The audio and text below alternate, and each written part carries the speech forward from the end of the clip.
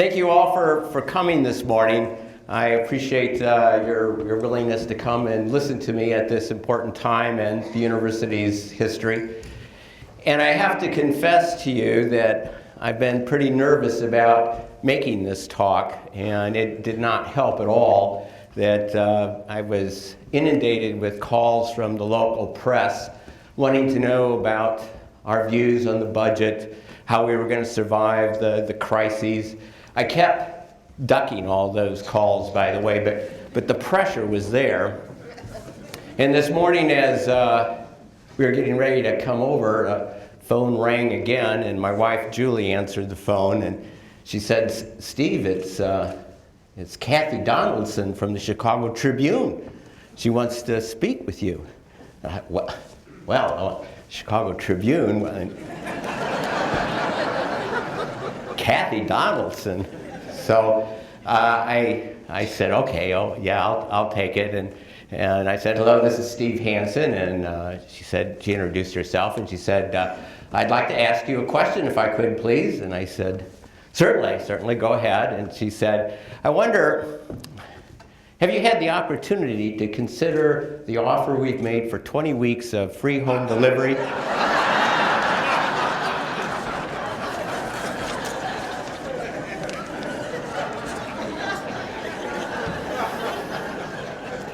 So I wasn't sure if I should go to the physicist or the psychologist to study about how fast an ego deflates. Before I begin today, I'd like to recognize some of the distinguished guests who are here. First is the chairman of the Board of Trustees, General Randall Thomas.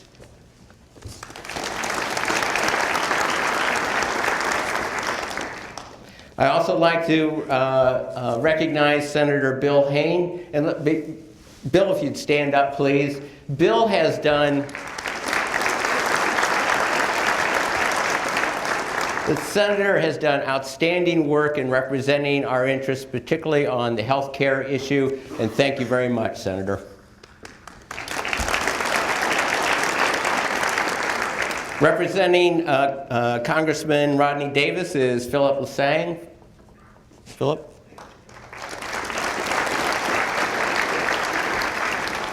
And the interim president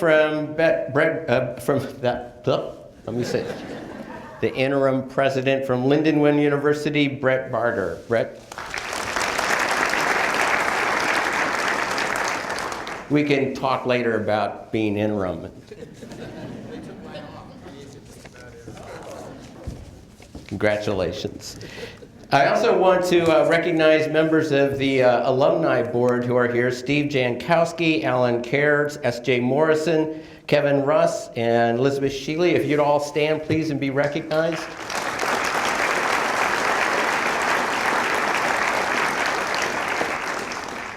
And Foundation Board members: Mary Kane, Lendell Phelps, John Simmons, Rachel Stack, and Mike Wenzel. If you would stand, please.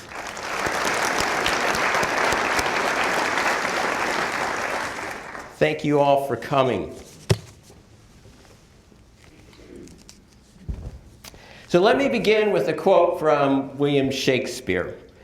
"We are such stuff as dreams are made on."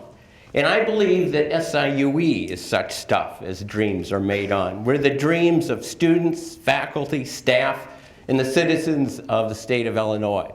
And I believe so because we provide for the public good and are an avenue for private gain. And we do so by providing an environment that enables students to learn. Now, you'll have to forgive me, as I'm a historian, but I am only going to start with the American Revolution and not the fall of the Roman Empire. But the founding principles of our nation have been that education is not only necessary for the survival of democracy, but it's also an avenue for social and economic mobility. So that found first expression in the Northwest Ordinance Act of 1787, when public land was set aside in every township in the Northwest Territories for public education. It was expressed again during the American Civil War in 1862, the Morrill Act, the Morrill Land Act, which set aside land for the land grant institutions. It became full flower at the beginning of the 20th century, in the progressive era, with the so-called Wisconsin idea that universities were to be democratized. They were to provide education for everyone on everything, everywhere. What a great thing. And it came around, we put our money where our mouth was at the end of World War II with the GI Bill, and then unprecedented numbers of students, of the baby boomers, went to college in the 60s and 70s. And it all proved to be true. It absolutely did. America gained, democracy gained, society gained. Individuals had a remarkable avenue for upward economic and social mobility. Well, SIUE is part of that tradition. We provide for the public good and for private gain, and we do so in a number of ways. And let me just give you a few examples. We service our community, particularly in programs at the East St. Louis Center. Our faculty advance the frontiers of knowledge through their research, scholarly and creative activities.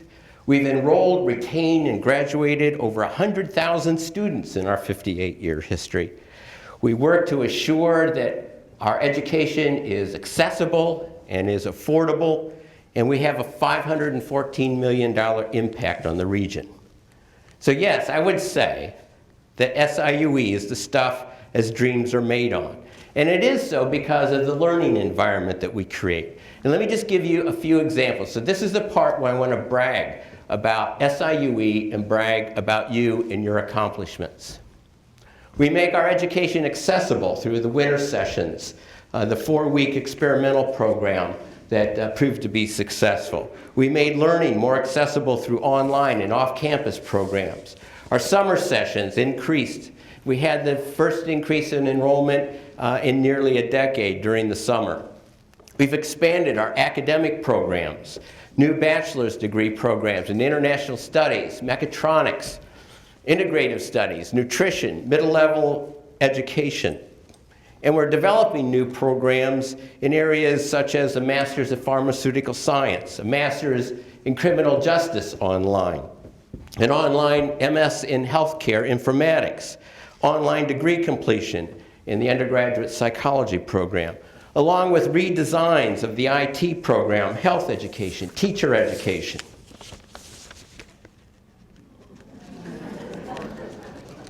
So much for teacher education. I can see it. I guess I got enthusiastic with my clicker. Pardon. But even more than that, then the dental school, in partnership with Southern Illinois Healthcare Foundation and the Touche Regional Hospital, has collaborated to provide dental care for children with special needs. The School of Business has 2+2 programs with Hong Kong University and now also with the University of Turin in Italy. Overall, the faculty and staff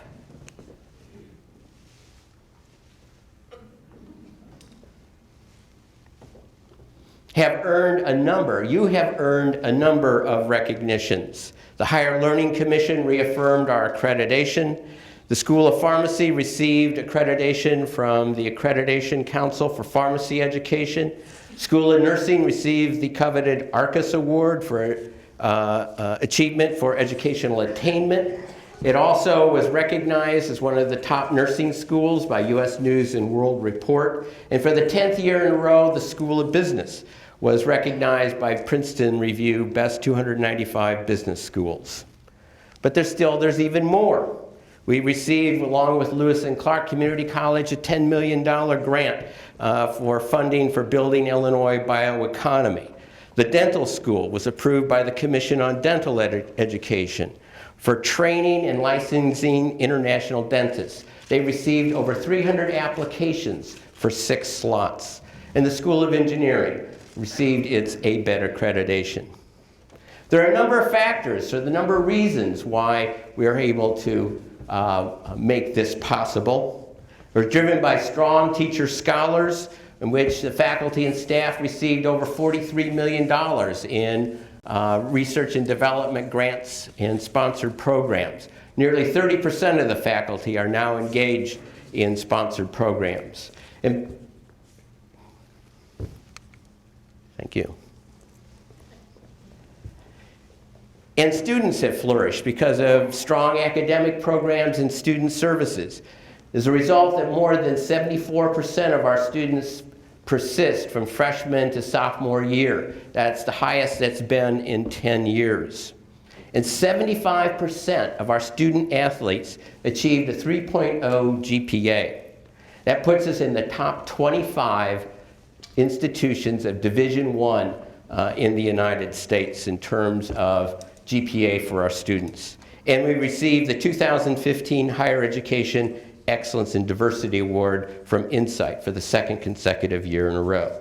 Now, one of the keys to our success has been our facilities and our student services and all the environment together that we put together with the partnership between academics and all the other units. And while I have tried to avoid mentioning, singling out any individuals because I would leave somebody out, and honestly, you are all responsible for this good work, I wanted to single out a couple of folks on facilities.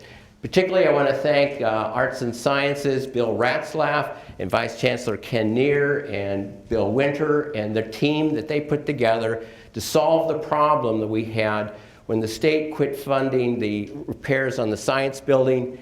And these folks pulled together to make sure that the auditoriums would be open this fall so that we could serve the students. And what that shows is the example of people who care, people who go the extra mile to get things done, and that's part of what makes SIUE so special. So thank you for all your work.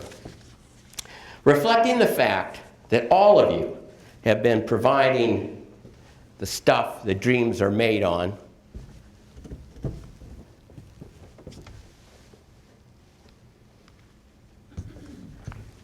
really.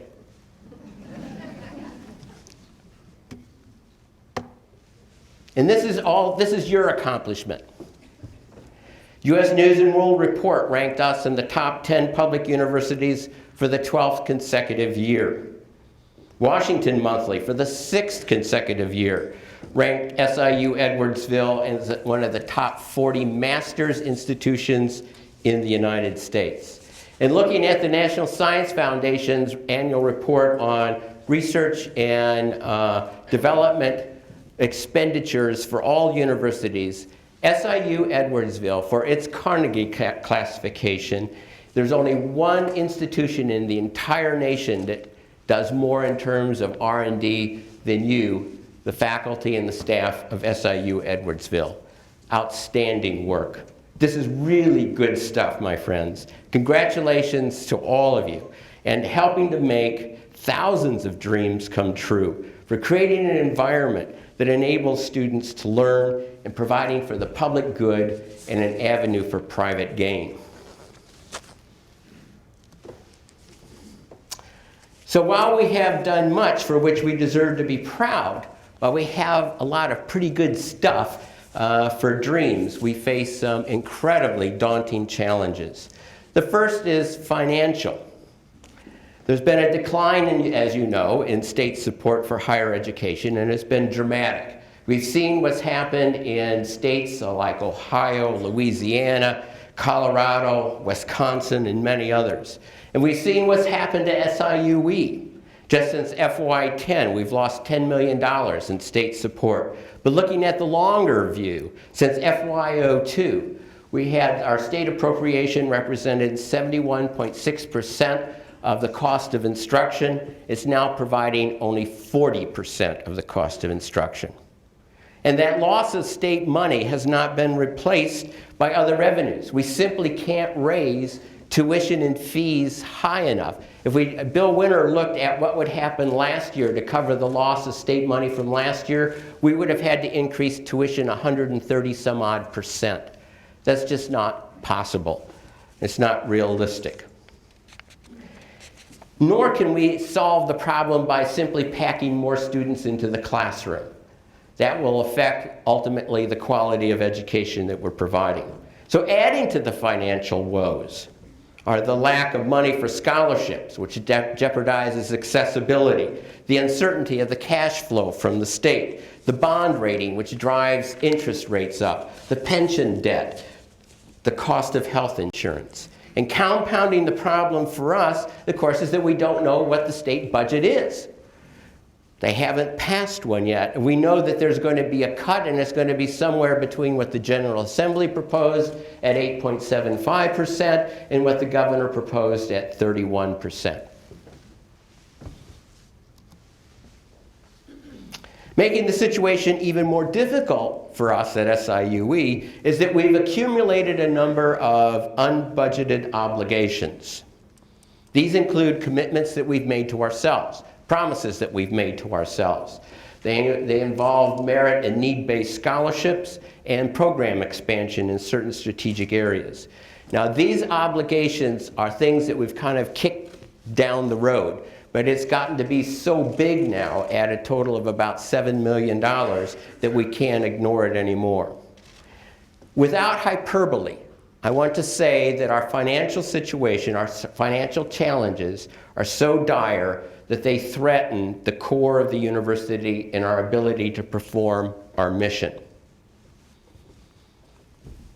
The second challenge we face is one of demographics. This chart, which you've probably seen before, shows the decline in the number of high school graduates in the Midwest. And you can see it's going to continue to decline until about 2025.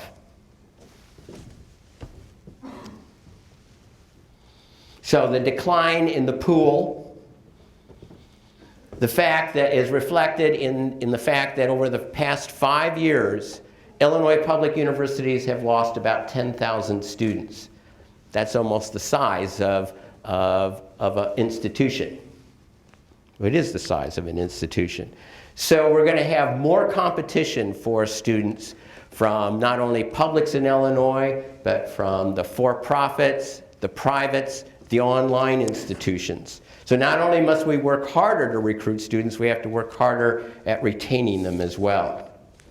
A third challenge that we face has to do with our campus environment. We must find a way to nurture our faculty and staff. To nurture our faculty as teacher scholars, we need to constantly work on improving the quality and rigor of our programs and expand the delivery of our programs, making them even more accessible. And we want to address the question of diversity.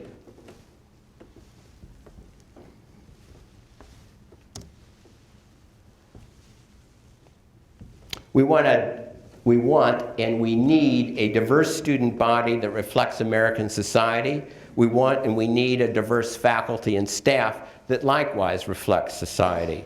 And we want an environment that promotes our values of citizenship, of excellence, inclusion, integrity, and wisdom. We need programs, student programs that help students who are transitioning and transferring into the university and help them succeed so that our graduation rate improves. So what do? How do we address these rather daunting challenges? How are we going to continue to be the stuff on which dreams are made? How do we meet these challenges with diminished resources? Well, let me paraphrase Bob Dylan. He not busy being born is busy dying. And I want to repeat what I've said earlier. Survival is not enough for SIUE. We must thrive. We cannot afford to fiddle while Springfield burns over the budget. And I want to repeat what I've said earlier. We have to thrive. And what we're going to do is I'm going to implement a strategic budget realignment plan. I've talked to the University Planning and Budget Council, and they've reviewed this plan and they've recommended approval of it. I've gone to the Staff Senate, the Faculty Senate, and Student Government to talk about this plan. And we're now ready to move forward. The plan addresses a number of uncertainties.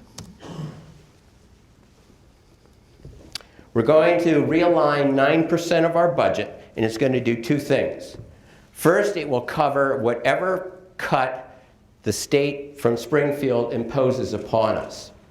The second thing it'll do is it will address those unfunded, unbudgeted obligations that we've accumulated over time. We've kicked these cans down the road long enough, and it's now time to pay the bill. Now, this spending plan is going to pinch, it's going to hurt, but it's better to implement it now rather than wait for the state of Illinois to act. Because if we do it now, we're in charge of making the decisions. We have the freedom now to decide the strategic changes that we're going to make and the realignments that we're going to make. And once we make that decision, once we implement this realignment plan, then we are safe. We're not going to have to worry about what Springfield does for the rest of this fiscal year. We will have it covered. So we'll have stability for this year, which frees us up to go ahead and make decisions, to make plans, and to initiate changes. Now, this is going to follow the University Policy 5A2, and you can look that up, and one of the first thing it says is that we value people over things. And we're absolutely going to do that. It also means that we're going to follow, that our first priority is direct instruction. Nevertheless, we're at the stage in our budget where a 9% realignment pinches, it hurts, it's going to cause some pain, and it's going to cause sacrifice.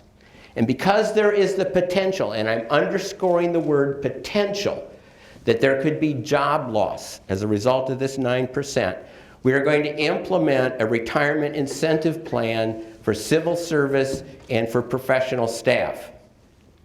And this will help individuals make a decision between now and when SIRS, State University Retirement System, implements changes as of January the 1st.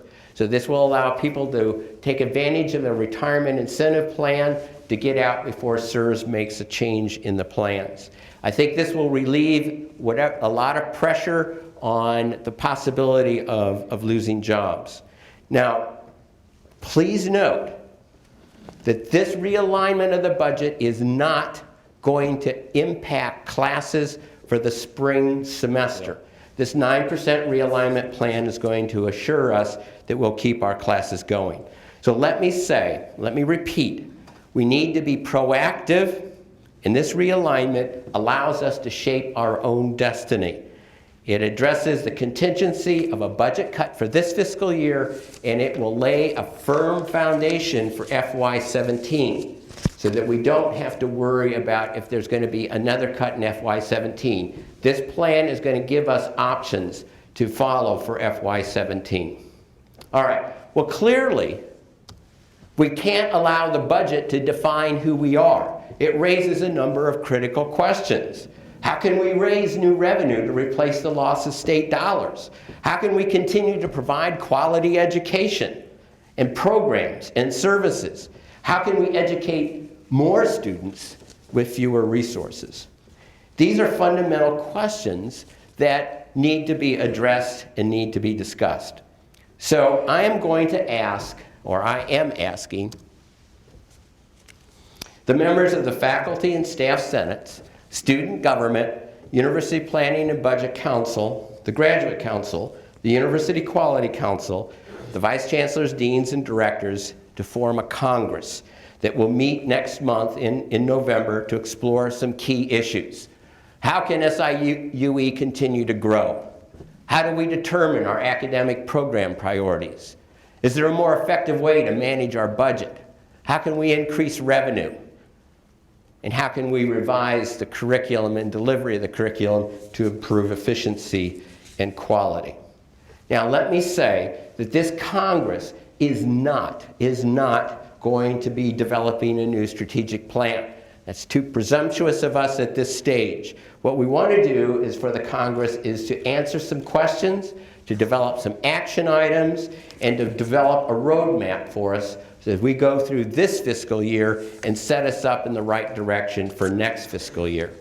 The Congress is going to meet twice in November. I'm going to send out an email of invitation It will develop action items as a result of these 2 meetings, and then through open forums and other communications, I'll be discussing these actions with you in a wider forum and then taking them back to the Congress for further debate and discussion.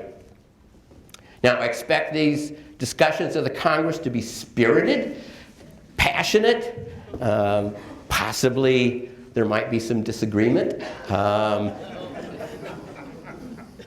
But as you know, democracy is a very messy and noisy business, and we love it because of that. And let me quote my favorite 20th century white male Eurocentric imperialist, Winston Churchill. He said, "Democracy is the worst form of government except for all the others."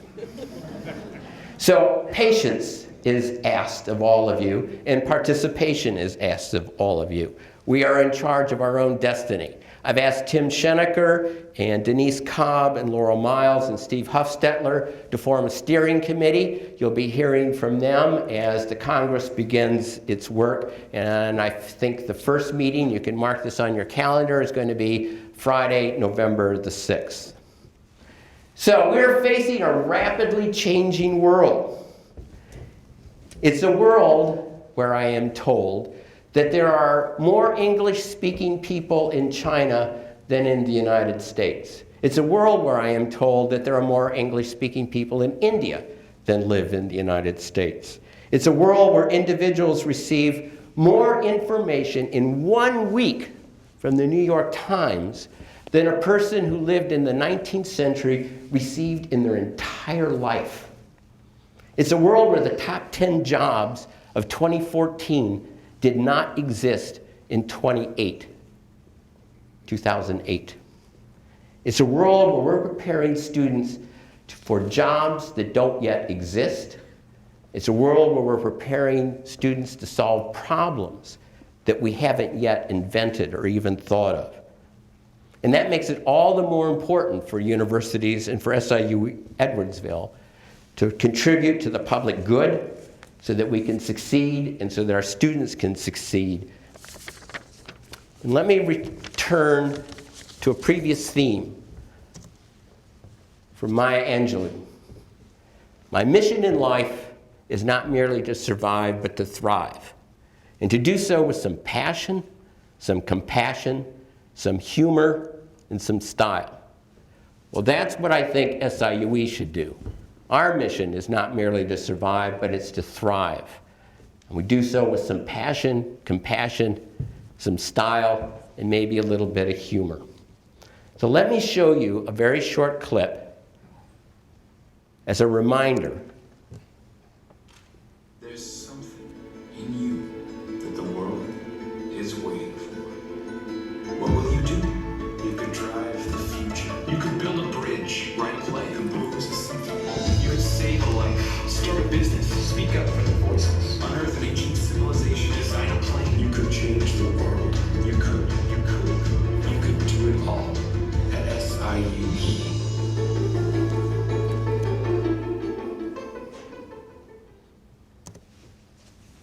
So let me put together